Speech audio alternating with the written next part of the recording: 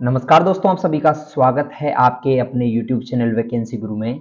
मित्रों, RSCIT exam को लेकर एक और नए और मजेदार वीडियो में आप सभी का स्वागत है। दोस्तों, इस वीडियो में हम टोटल 55 प्रश्नों को पढ़ेंगे और 55 ऐसे महत्वपूर्ण प्रश्न जो प्रत्येक एग्जाम में देखने को मिलते हैं। मतलब इस वीडियो को पढ़ डाला तो लाइफ झिंगा लाला। दोस्तों, लेट्स बिगिन। हम शुरू करते हैं अपनी क्लास को। पहला प्रश्न है, रिसाइकल बिन का क्या काम है? आप सबको मालूम है दोस्तों, रिसाइकल बिन जो है क्या काम में आता है? हमारे द्वारा डिलीट की गई फाइल को स्टोर करके रखता है, यानी कि हटाई गई फाइल को संग्रहित करना, डिलीट की गई फाइल को स्टोर करना। दूसरा क्वेश्चन है, आईसीटी का मतलब क्या है? आईसीटी का पूरा नाम क्या होता है? ध्यान से सुनना, आईसीटी का पूरा नाम इंफॉर्मेशन एंड कम्युनिकेशन टेक्नोलॉजी होता है। Information and communication technology. अगला प्रश्न देखिए, तीसरा, प्रेजेंटेशन एक संग्रह है। प्रेजेंटेशन किसका संग्रह होता है? यानी एक पावर पॉइंट की फाइल किससे मिलकर बनी होती है? मित्रों, स्लाइड्स का। स्लाइड्स से मिलकर पावर पॉइंट जो है प्रेजेंटेशन बनता है। चौथा प्रश्न है, सुरक्षित वेबसाइट के संबंध में कथनों पर विचार कीजिए। पहला है, इसके वेब पते की शुरुआत में हमेशा HTTPS आता है। मतलब किसी भी वेबसाइट के आगे अगर HTTPS लगा है यानी वेबसाइट सुरक्षित है।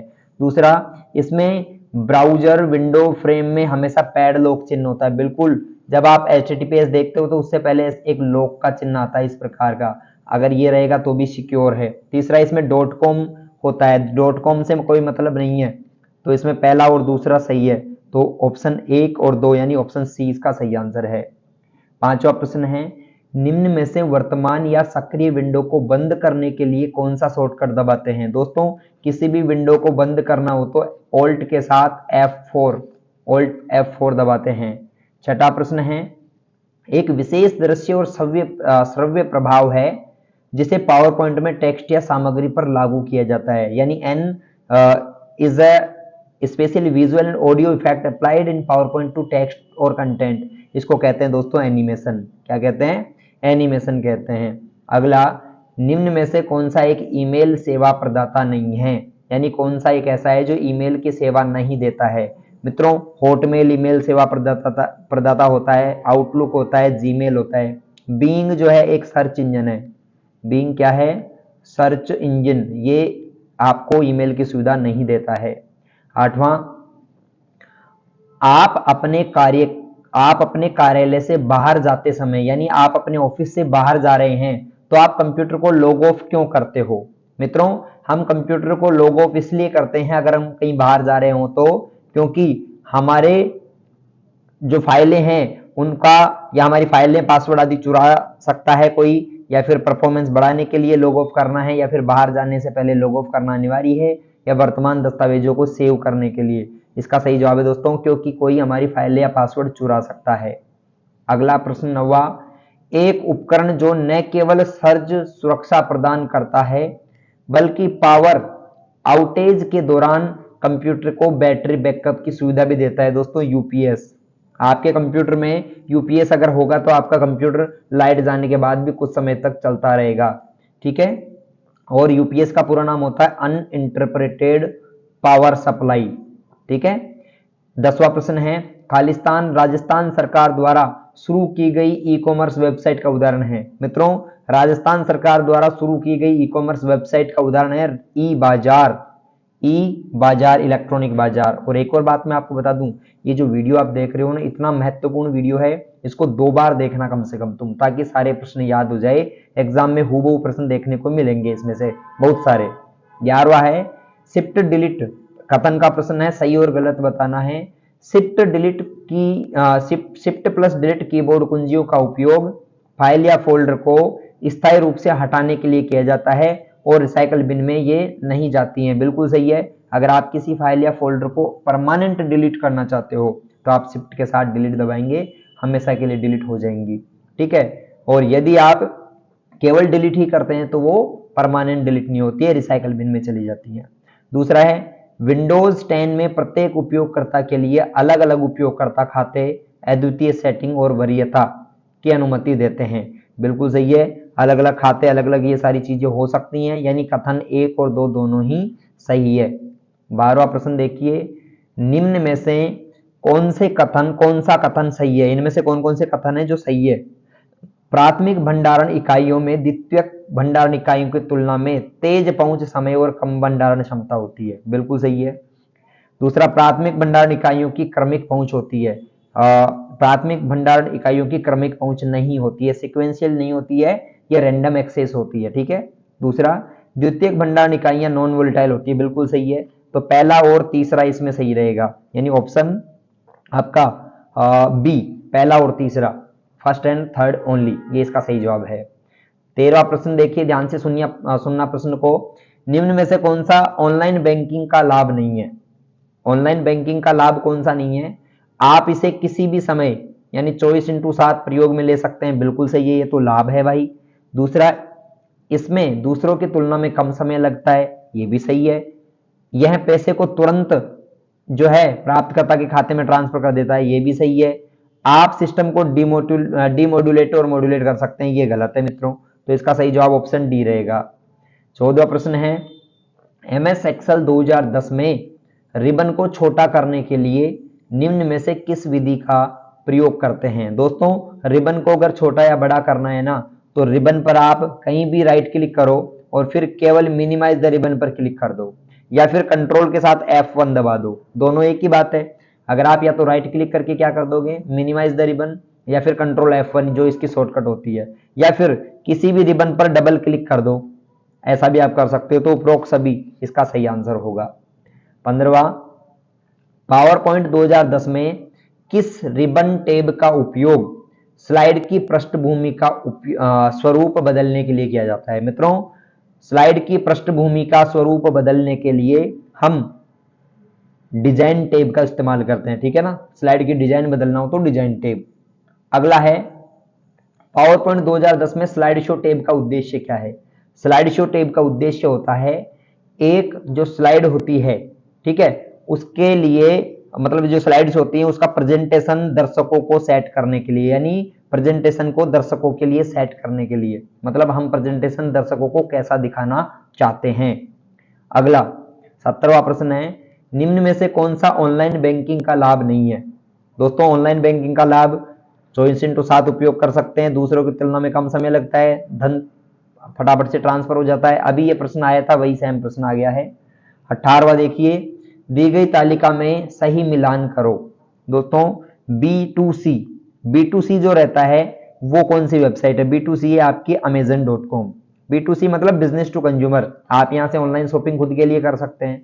B2B जो है वो कौन सी है, B2B है दोस्तों आपकी indiaAlibaba.com, बिजनेस टू बिजनेस, ठीक है। और C2C में आपकी है eBay.in।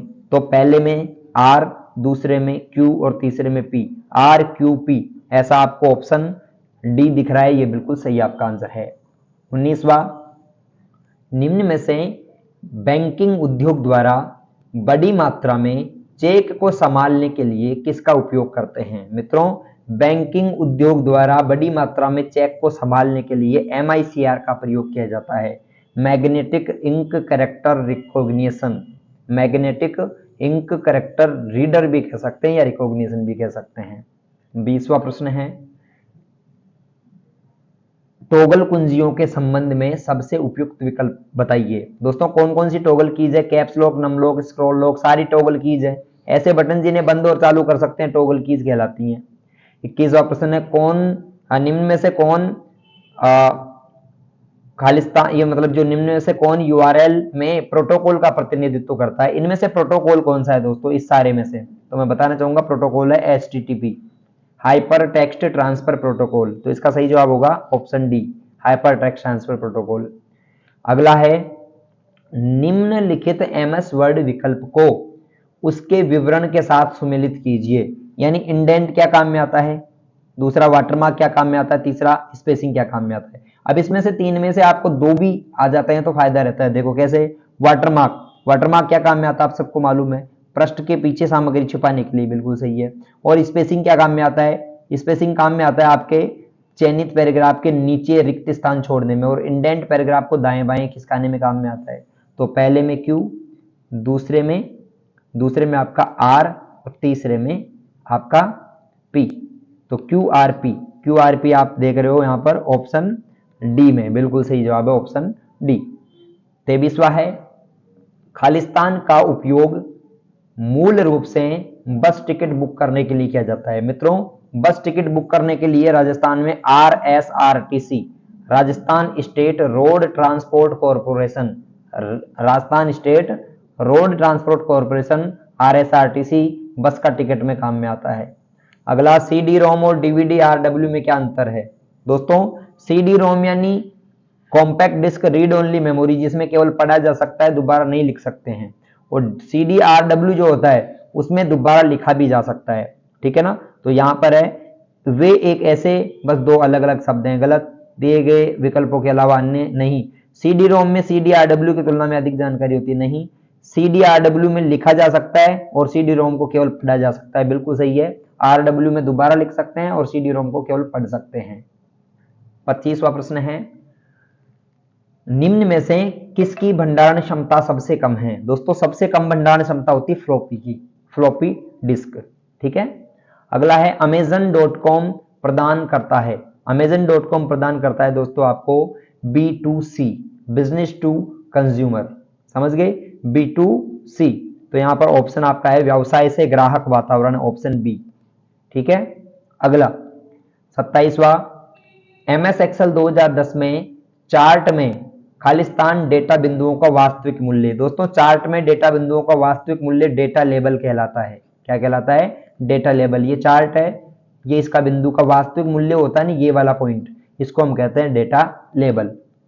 28वां प्रश्न है, बारकोड रीडर इसका एक उदाहरण है, यानी बारकोड रीडर का कौन सा उदाहरण इनमें से बताइए? इनपुट है, आउटपुट है, प्रोसेसिंग है, स्टोरेज है। दोस्तों, इसका सही जवाब है बारकोड रीडर इनपुट होता है। आप देखते हो ना, शॉपिंग मॉल में जाते हो तो एक बारकोड रीडर होता है उनके हाथ में, ब्लैक कलर का सा, जो बिल का बनाने में काम में आता है, तो वो स्कैन करके कंप्यूटर में डेटा भेजता है जिससे बिल बनता है, तो इनपुट डिवाइस हुआ। 29वां, वायरस, ट्रोजन हॉर्स और वॉर्म्स क्या है? दोस्तों, ये जो तीनों ही हैं, ये कंप्यूटर सिस्टम को नुकसान पहुंचाने में सक्षम है, कंप्यूटर को नुकसान पहुंचाने में सक्षम है, तो ऑप्शन ए इसका सही जवाब है। 30वां, निम्न में से किस कंप्यूटर सिस्टम के घटक की संसाधन प्रबंधन की भूमिका होती है? दोस्तों, संसाधन प्रबंधन का मतलब होता है आपका रिसोर्स मैनेजमेंट। तो कंप्यूटर में रिसोर्स मैनेजमेंट का जो काम होता है वो होता है ऑपरेटिंग सिस्टम का। किसका होता है? ऑपरेटिंग सिस्टम का। अगला प्रश्न है, OCR प्रौद्योगिकी का मुख्य उद्देश्य क्या है? देखो, OCR क्या होता है? जैसे आपने एक कागज में आपके ये सारी चीजें लिखी हुई है, अब OCR से स्कैन करोगे ना तो अपने आप ये टेक्स्ट में बदल जाएगा, अपने आप ये किस में बदल जाएगा? टेक्स्ट में। तो आप किसी पेपर को टेक्स्ट के रूप में कन्वर्ट करना चाहते हो तो किसका यूज करोगे? बताओ बताओ, किसका करोगे? आप करोगे OCR का। तो इसका सही जवाब है कि मुद्रित या हस्तलिखित पाठ को मशीन पठनीय पाठ में बदलना, यानी converting printed and handwritten text into machine readable text. ठीक है।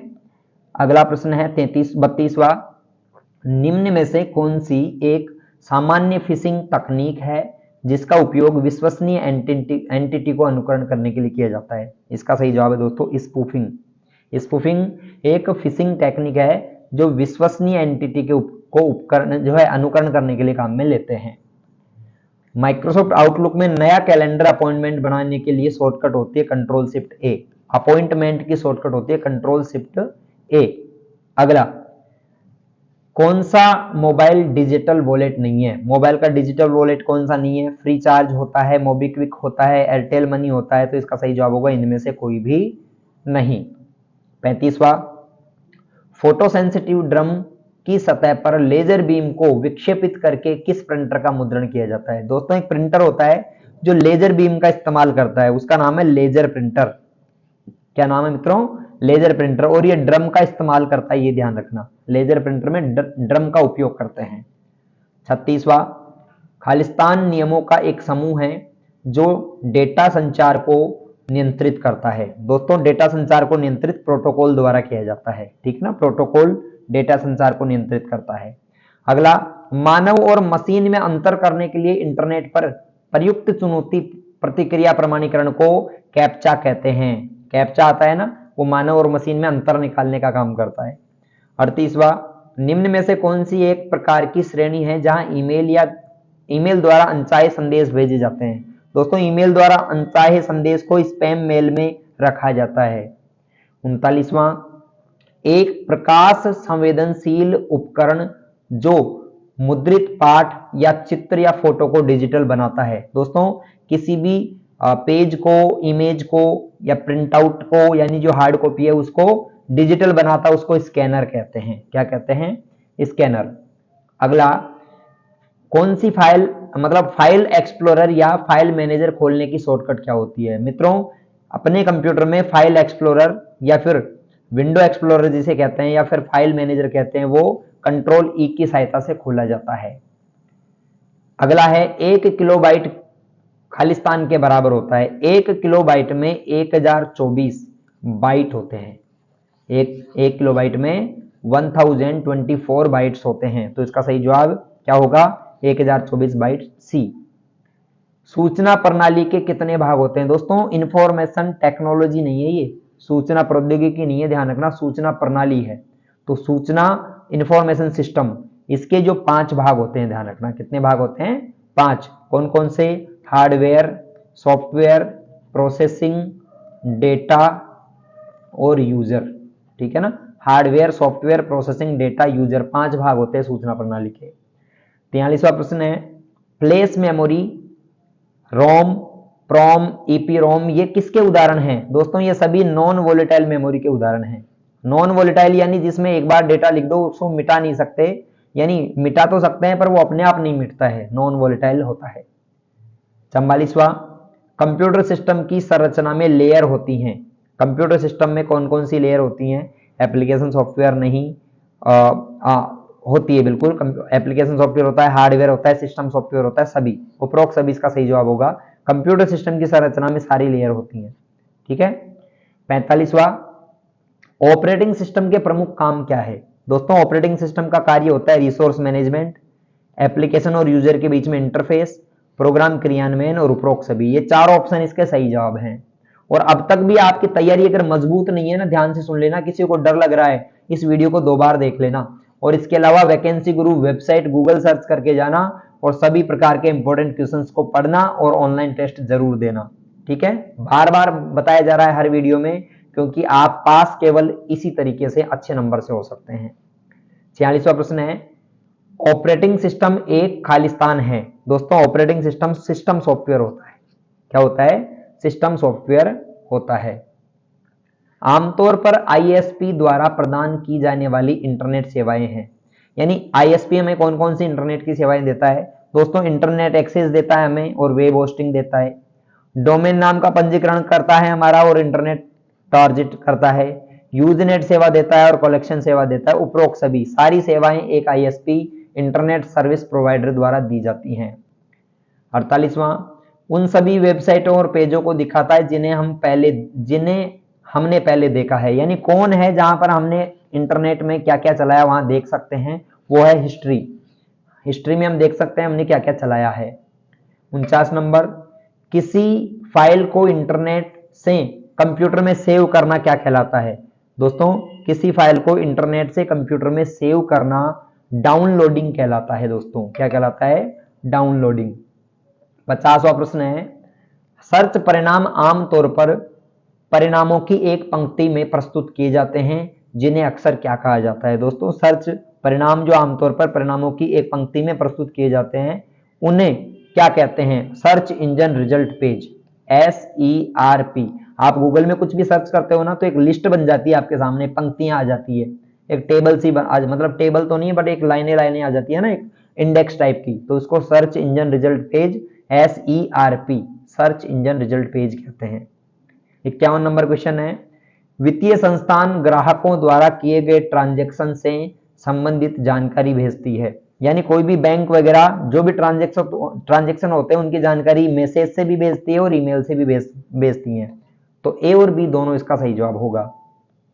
अगला प्रश्न है दोस्तों, नेक्स्ट प्रश्न क्या है देखिए, सुरक्षित और सत्यापित ऑनलाइन भुगतान करते समय सुनिश्चित करना होगा कि एड्रेस बार में है या नहीं लॉक का चिन्ह होना चाहिए, HTTP होना चाहिए, ए और बी दोनों होना चाहिए, GOV से कोई मतलब नहीं है। एक तो लॉक का चिन्ह हो और एक HTTPS हो, तो मतलब हम सुरक्षित परिणाम मतलब सुरक्षित पेमेंट कर रहे हैं। क्रेडिट कार्ड में कितने अक्षर होते हैं दोस्तों? क्रेडिट कार्ड और डेबिट कार्ड दोनों में 16 अक्षर होते हैं, ध्यान रखना।